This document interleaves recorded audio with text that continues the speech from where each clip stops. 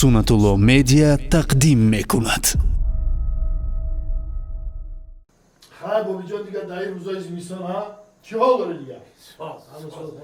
همونجا هم شدیم قدیم ایراکا محتلی همون نقلای زمستانی ختم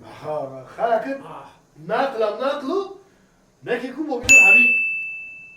باور میکنه بچه باور میکنه همین پره من جلو شکار برمون بابی جان شکار رفتی برفانه میقدر با او کود با بروی همیزده ایزونو برو برفای بیا از اون مرد همون جای کاوگو که جا جمع میشن کو میدونم دا خیلی بعد رفتم قریه جو هم جمع شد دیگه نه ده 15 تا کاو جمع شد دیگه با بلوتر نگو کدوم با یک سله که باید حسابش هم گومایده همین خودر بسیار جمع شد دیگه دا ما گفتم که بست ایره هیله شما میدونم کدوم دا بابی هر سال میرم کوکی با اول هم گفتم که برای که ایو پیشوایی بروان یک تیر همین هوایی زدم ایو پریدن رفتن در روی خوشیدن آنها گفتم چی دکو ما هیله یارو میرم اکر آنها جلو همین وقتی که تیر زدم در هوا خیستم ایجا گفتم اکر همین لحکی میکنیم لحچی همین اوود خیلی اوز ایدا دیگه؟ ایسوسی این نگاه میکنم حیران شدم ایسی نگاه میکنم سنگو این چی نیست همین میگردم عقیب نگاه میکنم کو همین رو برون کو خیز این بچه حالا بیاد 2 متر بلندش همین قدش همین 2 متر زود الان خیلی مونده شد اومده سایده طرفو دیگه ملتقه گرفتم گفتم که حالی اینو ما بپرم این اگر زخمی شون کو یاورگی دیونمشون برو لخ میکنم با ملتقه پارت افتم گفتم همین چیه که در نصیب باشه وای هم خیلی اومده شد سیاست باشه من سیاست همین دو تا همین بازوی همین پهلوانی رو همین خیلی کشادم هم خیلی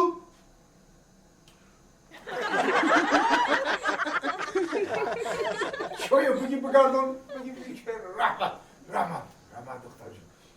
چوی بگردم با نیم پیالو با خنوب نشوم بسیاری بعد برای خنوب میشه اسریف میشه ممکن نیست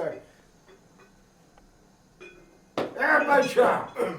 تو نقل خنوب نکن نقل دومو چیشی دومو شکا بچون که کجا دامده بوده؟ کجا دامده بوده؟ خیرس نه کجا دامده بوده؟ نه اونم همین تو آغوشی پهلوانی کشادی چی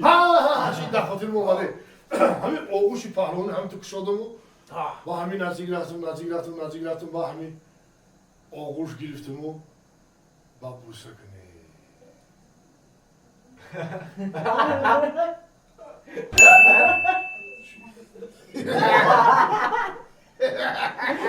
این بابی چی بگم؟ نه من خدای بابی جان چی بگم آغوش گرفتی بگم خیرس آغوش گرفتنش هم بابی جان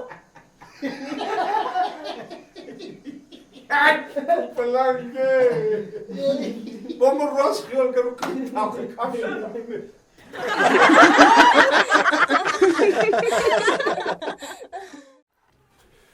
سلام علیکم تماشابینان و دوستان عزیز صحنه‌های نوبتی ما را از کانال سنت‌الله مدیا تماشا کنید